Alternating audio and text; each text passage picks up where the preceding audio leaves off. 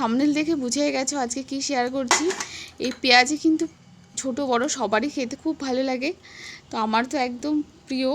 তো এটা বানানোর জন্য প্রথমেই নিয়েছিল মটর ডাল বাটা, সাথে পেঁয়াজ কুচি, লঙ্কা কুচি, স্বাদ মতো নুন, হলুদ আর একটা সেদ্ধ আলু, আর এই 1 চামচ লঙ্কা গুঁড়ো দিয়েছি। এখানে আপনারা আপনাদের প্রয়োজন মতন দেবেন।